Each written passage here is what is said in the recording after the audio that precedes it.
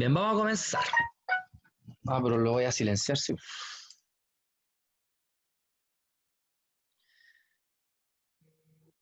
Bien. Hoy día vamos a ver, o vamos a comenzar a ver sobre otro tipo de integrales, que se llaman las integrales de línea y las integrales de superficie. ¿Ya? Los objetivos en general de todo esto es identificar una función que es vectorial, de variable real o de variable vectorial, distinguir entre lo que es un campo escalar y un campo vectorial, calcular la divergencia y el rotor de funciones escalares, y calcular obviamente las integrales de línea y superficie analizando su resultado, o sea, qué es lo que significa su resultado. Entonces, para yo poder entender esto primero, lo primero que tengo que ver o tengo que entender es qué es una función vectorial. ¿Ya? Hasta ahora nosotros tenemos funciones, ¿cierto? Que tomamos un elemento y nos da como resultado otra cosa. Cuando teníamos funciones de una variable, en el fondo lo que hacíamos era tomar un número, ¿cierto?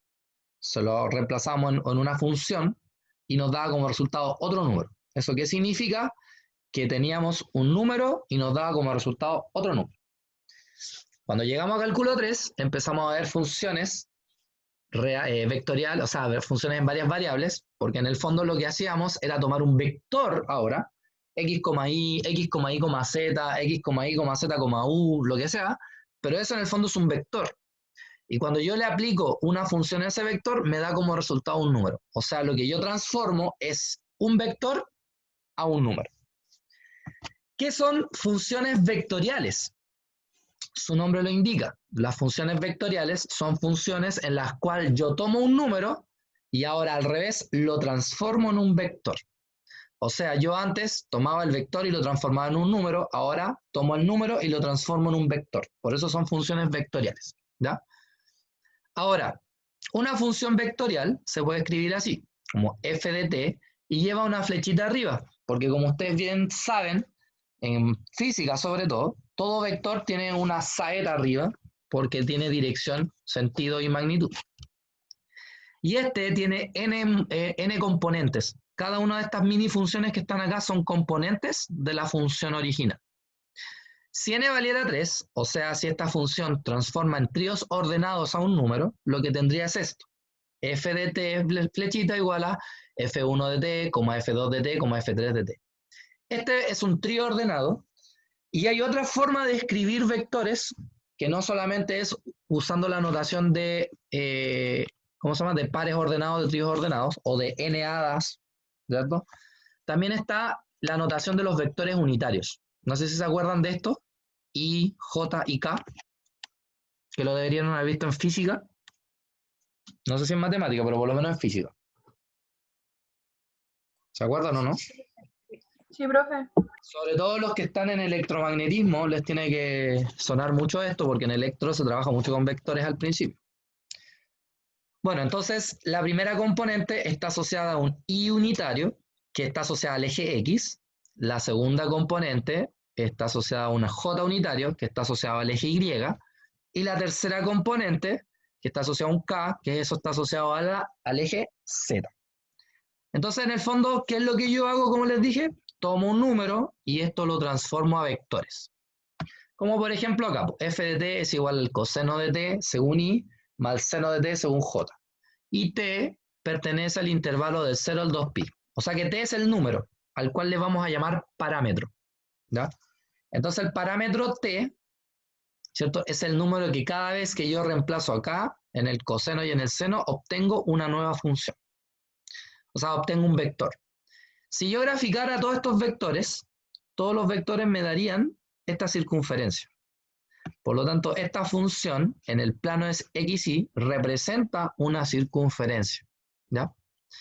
Ahora, el primer conjunto, si ustedes se dan cuenta, es un conjunto de puros números, porque está asociado al parámetro t. A eso le vamos a llamar campo escalar. ¿Qué es lo que es un campo escalar? Es un conjunto de puros números. Es un campo escalar. En cambio, el dominio, el recorrido de esta función es un campo vectorial.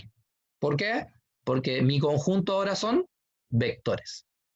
Entonces, esa es la diferencia principal. Campo escalar, un conjunto de puros números. Campo vectorial, un conjunto de puros vectores. Entonces yo en este caso estoy transformando un campo escalar a un campo vectorial. ¿Por qué? Porque estoy transformando un número a un vector. ¿Ya? Cuando vimos funciones anteriormente, era al revés. Tomábamos un vector y lo transformábamos en un número. O sea, pasaba de un campo vectorial a un campo escalar. Como toda función, se le puede calcular un límite. ¿Ya? Fíjense que la definición del límite es muy similar a la que teníamos en funciones de varias variables. Si tengo el límite cuando t tiende a t0, que es un parámetro de f de t igual a b, por ejemplo, entonces para todo epsilon mayor que 0 existe un delta mayor que 0, tal que el valor absoluto entre t menos t0 es menor que el delta. Eso implica que la norma de f menos b es menor que epsilon. Esta definición ya la habíamos visto antes. En la práctica, ¿cómo yo calculo el límite de una función vectorial? Simplemente le calculo el límite a cada componente. Por ejemplo, si tengo el límite cuando t tiende a 1 de 3t más 2, t menos 1, 1 partido por t, ¿qué es lo que tengo que hacer? Calcularle el límite a cada componente. O sea, en el primero, 3 por 1, 3 más 2, 5. En el segundo, 1 menos 1 es 0. Y en el tercero, 1 partido por 1 es 1. O sea, el límite de este vector es el vector 5,0,1. ¿Sí? No vamos a trabajar con esto, pero sí quiero que entiendan que como función también se le puede calcular el límite. Y así como se le puede calcular el límite, también se le puede derivar, ¿cierto? Como esta es una función que en el fondo tiene una variable, a pesar de que se transforma en un vector, ¿cierto? La definición de derivada en el caso de los vectores es la misma. Límite cuando h tiende a 0, de f de t más h menos f de t partido en h. Una aplicación de esto puede ser la velocidad, porque la velocidad corresponde a la derivada de la posición respecto al tiempo, ¿cierto? Por lo tanto, esa es una función de tipo vectorial, ¿ya? Y bueno, si yo quiero calcular la derivada de una función, lo único que tengo que hacer es derivar cada una de las componentes, que puede estar escrito en tríos ordenados o con vectores unitarios. Cualquiera de los dos es válido. Por ejemplo, si tengo la función f de t igual a seno de 2pi por t, coseno de 2pi por t, 2t menos t cuadrado, y les pido calcular la derivada y la derivada evaluada en 0. ¿Qué es lo que vamos a hacer? Vamos a derivar cada uno y al resultado le vamos a evaluar en 0. Entonces, ¿cuál es la derivada del seno? Coseno de 2pi por t. Regla de la cadena, derivada de 2pi por t, son 2pi. Derivada del coseno menos seno de 2pi por t. Y ahora la derivada de 2pi por t son 2pi. Después, derivada de 2t, 2 menos derivada de t cuadrado, 2t. Ahora evalúo en 0. Si coloco el 0 en el coseno de 0 es 1, por lo tanto me queda 2pi. Si coloco 0 en el seno de 0 es 0, por lo tanto me queda 0 la segunda componente. Y si coloco 0 en el 2t, me va a quedar simplemente el 2. Y por lo tanto la derivada evaluada en el punto de la función es el 2pi, 0,2. ¿Se entiende de forma global el cómo se opera? No vamos a entrar en detalles, pero sí la idea es que entiendan el cómo se trabaja. ¿Ya? Bien. Lo mismo pasa con las integrales de una función vectorial. Si yo quiero calcular la integral de un vector respecto a ese parámetro, simplemente lo que tengo que hacer es integrar cada uno de ellos, ¿cierto? Y más c. En este caso, la constante tiene que ser un vector porque yo no le puedo sumar un número a un vector, ¿cierto? Eso por lógica lo sabes. Entonces, por ejemplo, si quiero integrar t, t cuadrado, 1 partido en 1 más t cuadrado de t, simplemente integro cada uno de ellos con respecto a t, más la constante de integración que es un vector. Entonces la integral de t sé que es t cuadrado partido por 2, la integral de t cuadrado sé que es t cubo partido por 3, la integral de 1 partido 1 más t cuadrado sé que es arcotangente de t, más la constante de integración. ¿Sí? ¿Hasta acá alguna duda?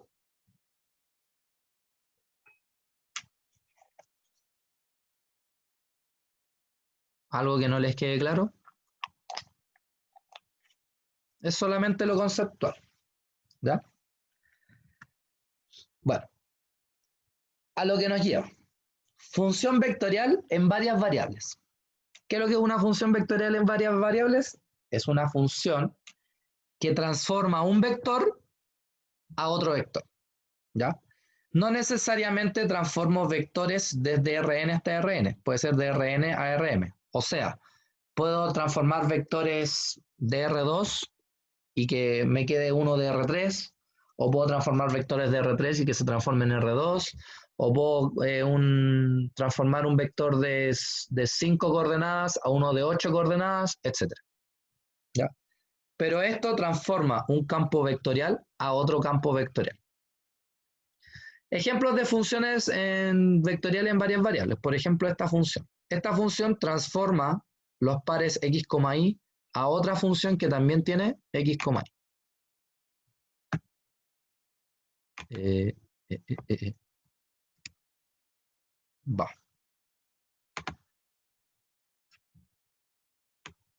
Sí.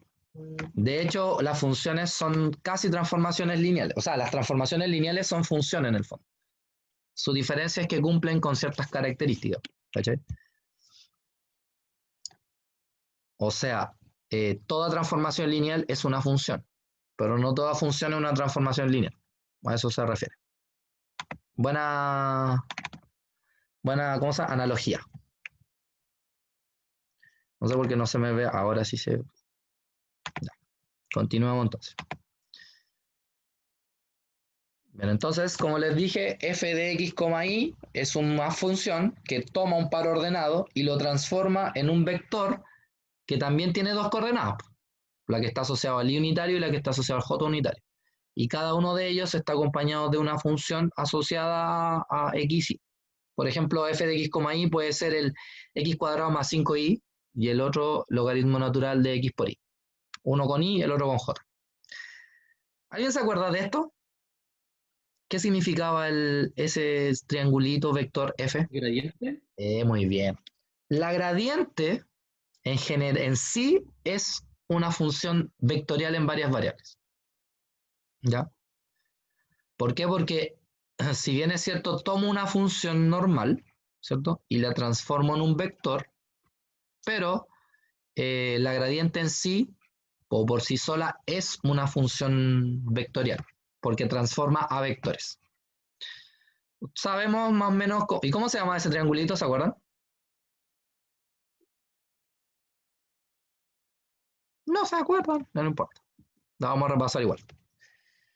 Bueno, entonces en general, como les dije, la idea de funciones vectoriales en varias variables es que toma funciones en varias variables y las transforma en otros vectores.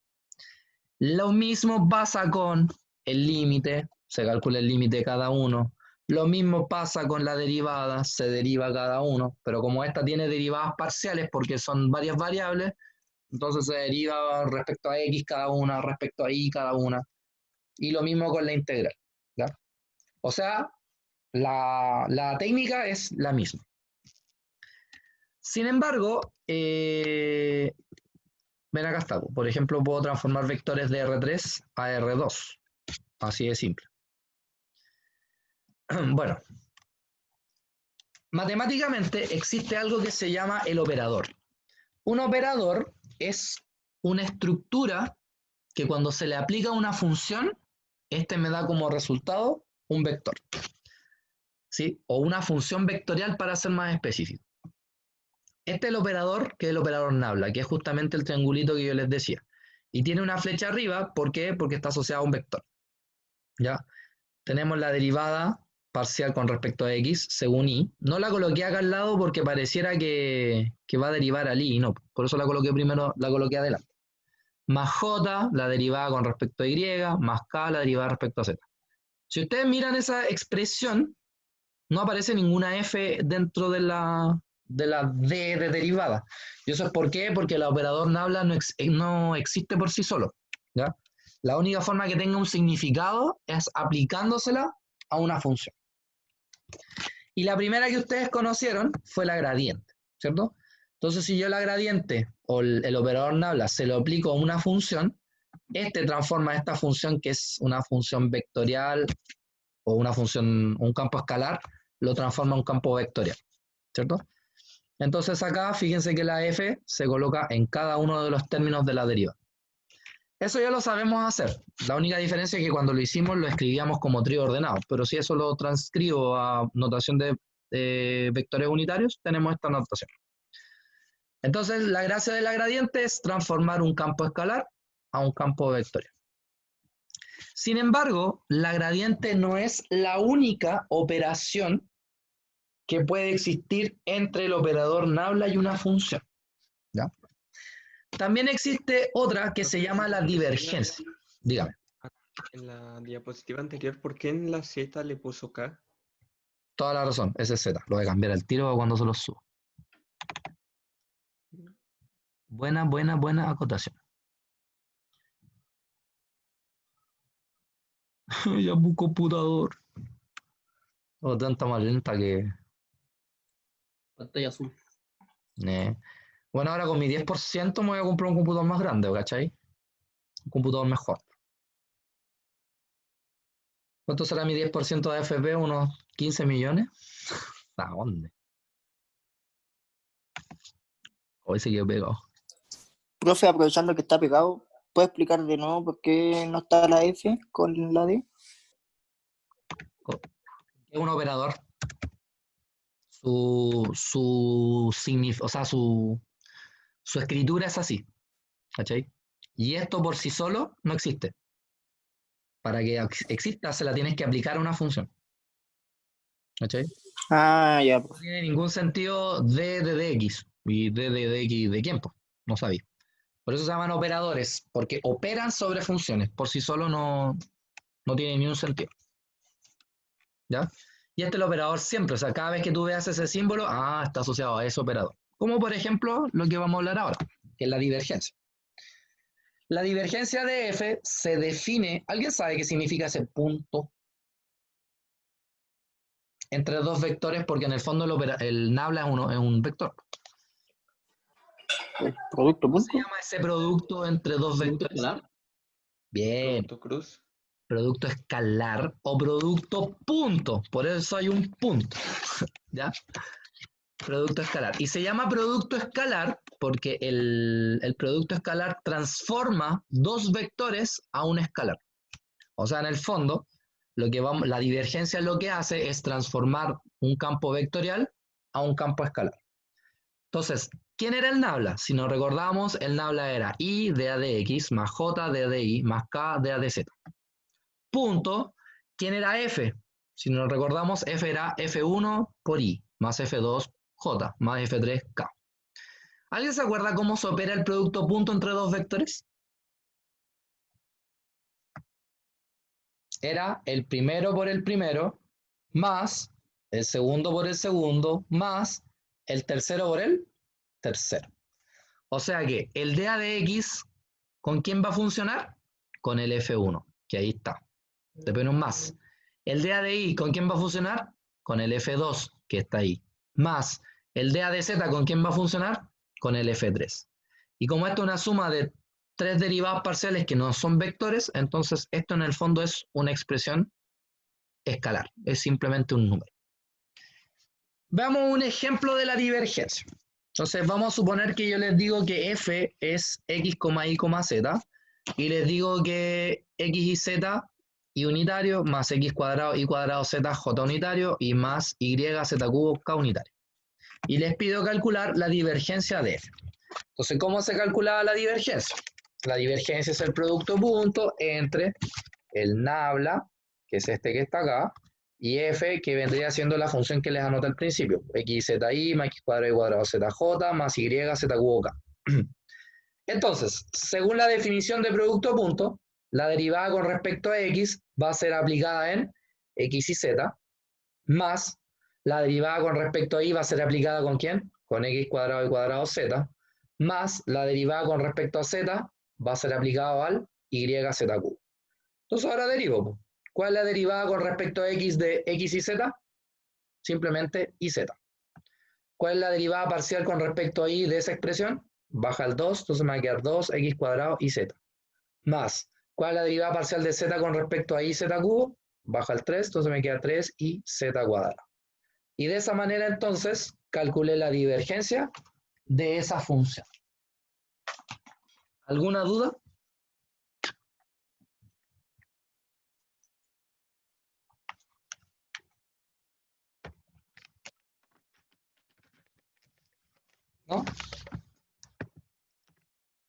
¿No hay dudas?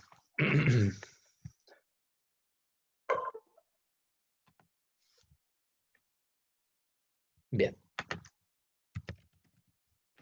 Ojalá que me funcione. Bien, entonces lo que vamos a hacer ahora es que yo les voy a dar una función vectorial y quiero que ustedes le calculen su divergencia. ¿Ya? Vamos a esperar a que cargue esta tontera.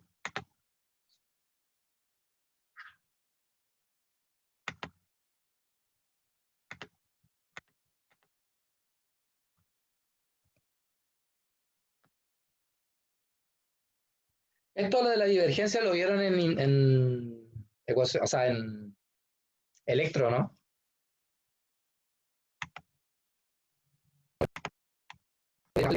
O la ecuación de Gauss que dice que la divergencia es igual a la cantidad que la actividad magnética. ¿Lo vieron o no? ¿O no van a ir?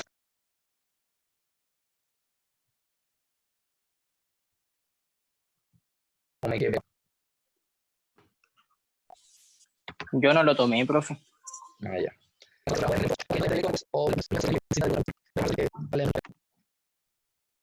Me acabo de dar cuenta que no está grabando.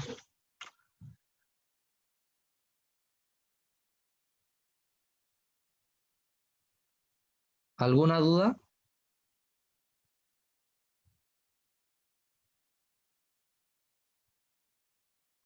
No, profe. ¿No? Ya. Bien, entonces ahora vamos a practicar un ejercicio.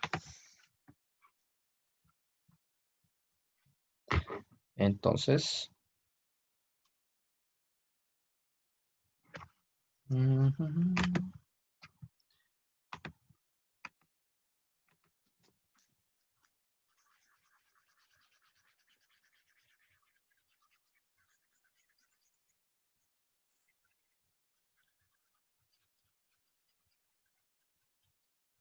entonces ahora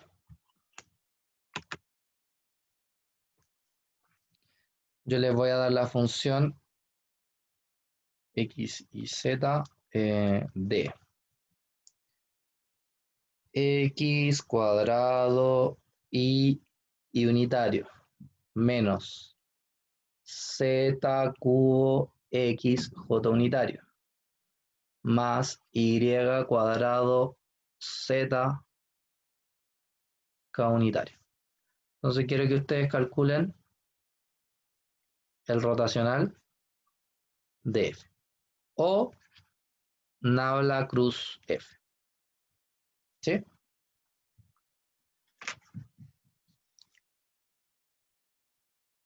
Se los voy a anotar acá por si acaso. I, J, K, DA de X, DA de Y, DA de Z. Y aquí tienen que colocar las funciones en ese orden. Bien, 5 minutos, porque esto puede que se mueran un poco más. Desde ahora ya. Entonces, si lo hago con el I, como habíamos dicho, ¿cierto? Entonces se borra esta fila, esta columna, entonces me quedaría derivada con respecto a I de I cuadrado Z, eso es 2IZ, menos derivada de Z con respecto a menos Z cubo X, que sería menos 3Z cuadrado X, ¿cierto?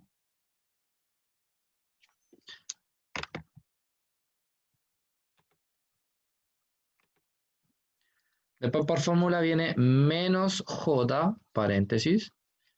Entonces cuando esto es J, ¿cierto? Se elimina esta columna, esta fila, entonces ahora sería dA de X de él, que es 0, menos dA de Z de él, que también es 0. Después viene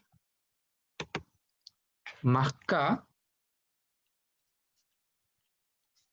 Entonces en el más K tendríamos que eliminar esta columna, esta fila, entonces me quedaría dA de X de él, que sería menos Z cubo, menos dA de Y de él, que sería X cuadrado. Por lo tanto, si yo escribo esto, me da como resultado 2iz más 3z cuadrado x y el j se va y me va a quedar menos paréntesis z cubo más x cuadrado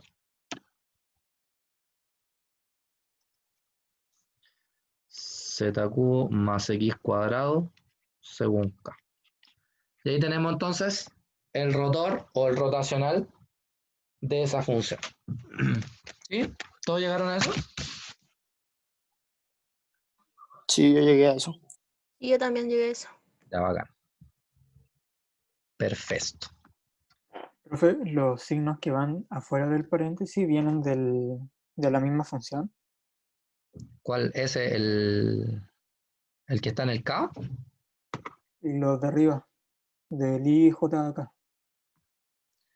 O sea, estos signos son porque es cruzado menos cruzado, como una determinante. Después viene menos J, siempre es menos J. Siempre es I menos J, K. Eso sí va siempre así.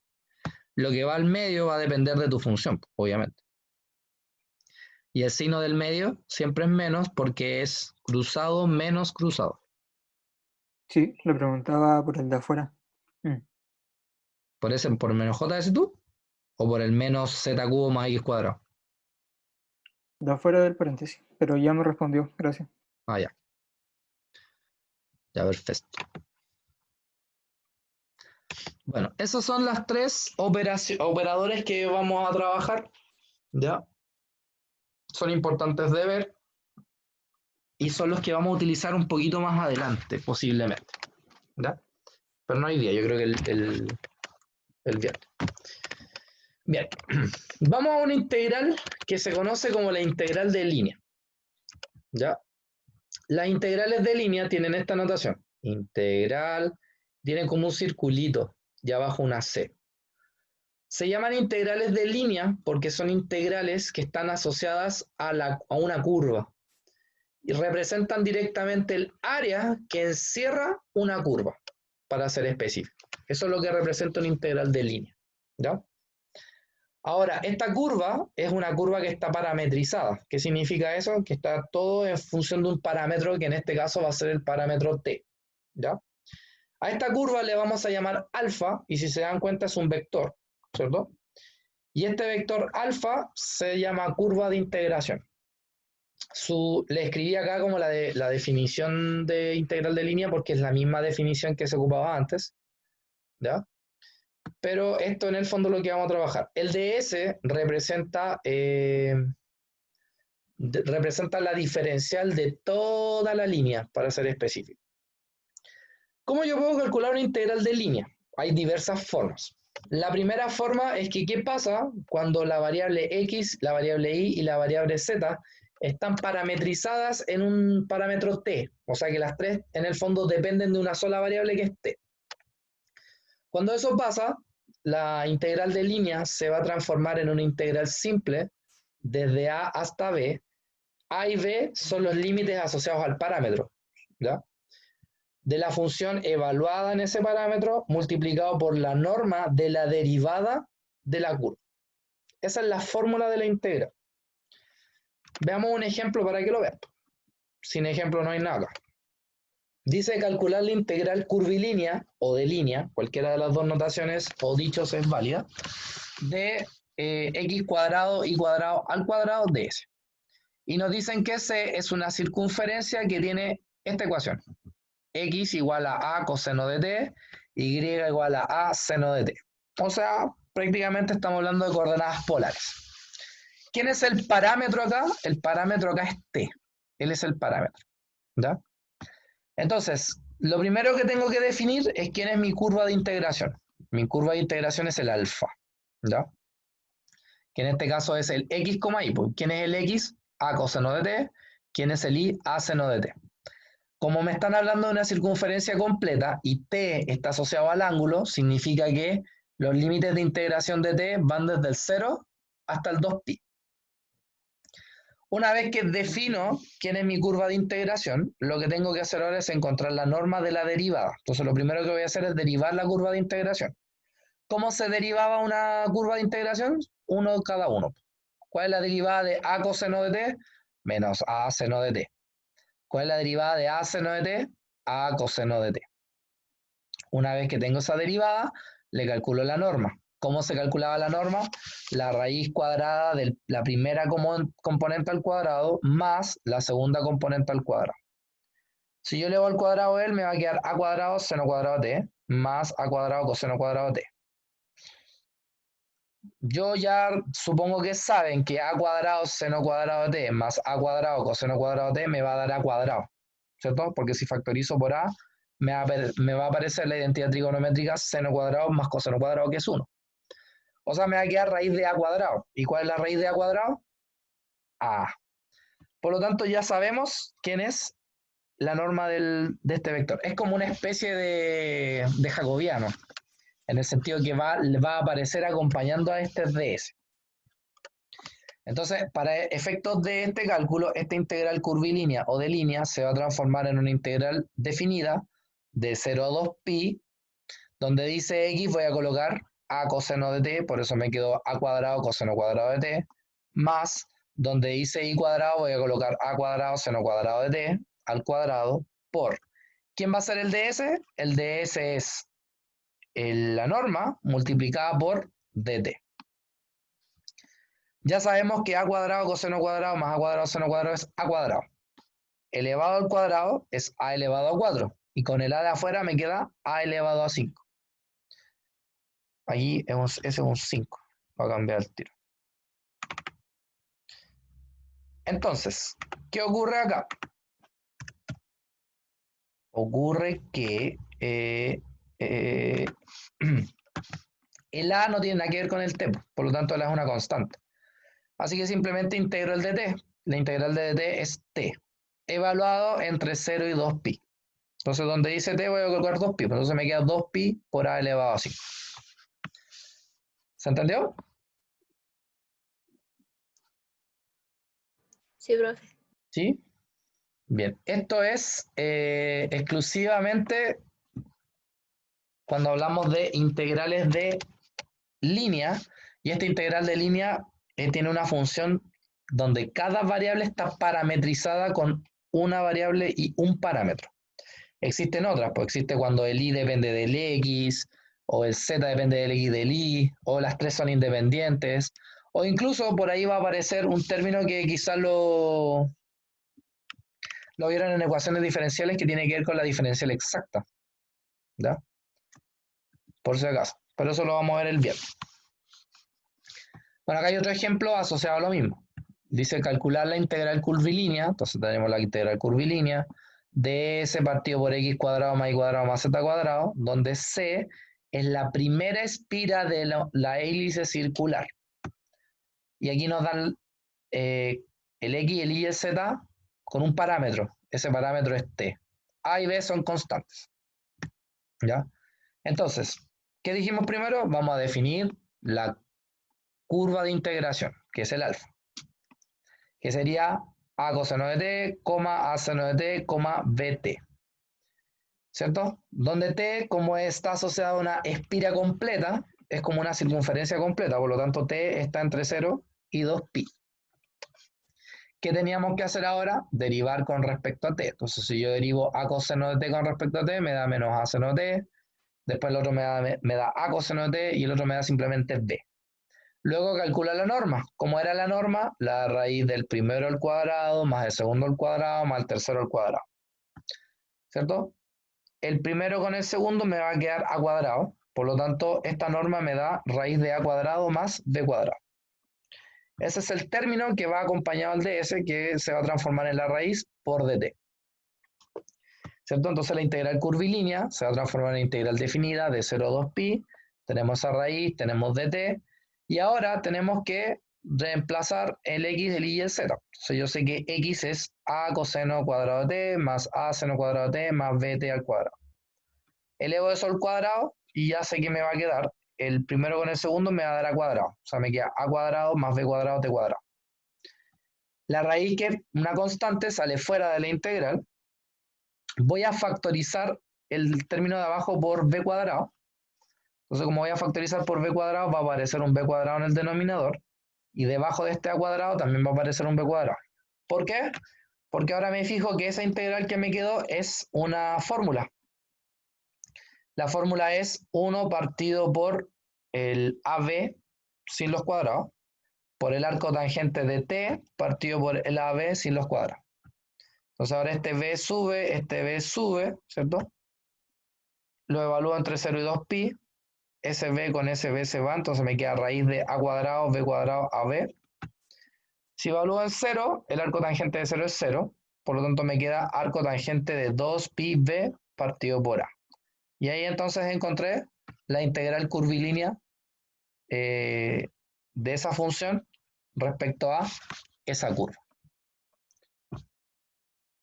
¿Alguna duda?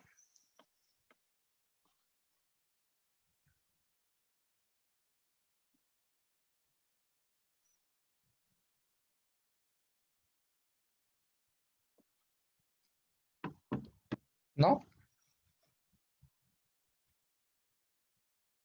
Bien. Vamos a lo último entonces. Otro caso que también se podría dar, como les dije, este caso es cuando las variables x y z se parametrizan con un parámetro solamente. ¿Qué pasa si ahora yo tengo una integral curvilínea, tengo una función x, y, pero el y depende del x? O sea que es una función implícita dentro de la misma función. En este caso particular, la integral curvilínea se transforma en este tipo de integral, ¿ya? Si no obtuviéramos esta f que está acá, tendríamos la integral de a a b de la raíz de 1 más phi prima x al cuadrado. Y si ustedes se acuerdan, esa es la fórmula de la longitud de un arco. O sea, en pocas palabras, aquí la integral que estamos analizando es la integral de la función asociado al arco de la curva. ¿Sí? Bien, veamos cómo se hace. En este caso es seguir la fórmula, entre comillas, ¿ya? Lo importante o la dificultad acá es identificar si es la primera o la segunda el cómo integrar. Entonces nos piden calcular la integral curvilínea, la curva C de esta función ds. Y nos dicen que la curva es el arco de y igual a seno de x. Seno de x, o sea que el y depende del x. Eso me indica que es este tipo de función. Y me piden ir desde el punto 0,0 hasta el punto pi medio, 1. ¿Sí? Bien, si se fijan bien acá, lo primero que tengo que determinar es quién es phi. Y es igual a phi. O sea que igual a seno de x significa que phi de x es seno de x. Necesito reemplazarla en la raíz. Yo sé que la derivada del seno es coseno de x. Entonces, la integral curvilínea me va a quedar la función evaluada, o sea, donde dice y voy a colocar seno al cubo de x, raíz de 1 más coseno cuadrado de x, por el ds ahora se transforma en la raíz de 1 más la derivada al cuadrado. ¿Qué es la derivada? El coseno al cuadrado de x de x. ¿Por qué los límites de integración son del 0 al 2pi? Porque esta función depende de x, y x se mueve desde el 0 hasta el pi medio. Por eso es de 0 a pi medio. Aquí es 2pi. Bueno, ahora, una vez que ya transformé la integral curvilínea en una integral normal, simplemente integro. Raíz por raíz, se va la raíz y me queda 1 más coseno cuadrado de x. Seno cubo de x es seno de x por seno cuadrado. Y seno cuadrado es 1 menos coseno cuadrado de x por el 1 más coseno cuadrado de x que está acá al lado. Aquí tengo una suma por su diferencia. O sea, me va a quedar 1 menos coseno elevado a 4 de x por el seno de x que está afuera. Multiplico el seno, entonces me queda seno de x menos seno de x coseno elevado a 4 de x. Y ahora integro. La integral del seno es menos coseno, más la integral del seno coseno elevado a 4 de x es coseno elevado a 5 de x partido por 5, positivo. Y eso evaluado entre 0 y pi medio. ¿Qué hago ahora? Evalúo en pi medio. Cuando evalúo en pi medio, el coseno de pi medio es 0. Así por eso no lo escribí. Después viene un menos, entonces cambia el signo del y del. Me va a quedar coseno de 0 menos coseno elevado a 5 de 0 partido en 5. Coseno de 0 es 1, coseno de 0 es 1, elevado a 5 es 1, partido por 5. Y 1 menos 1 quinto es 4 quintos. Y de esa forma entonces puede calcular la integral curvilínea que me estaban pidiendo. ¿Sí? ¿Alguna duda?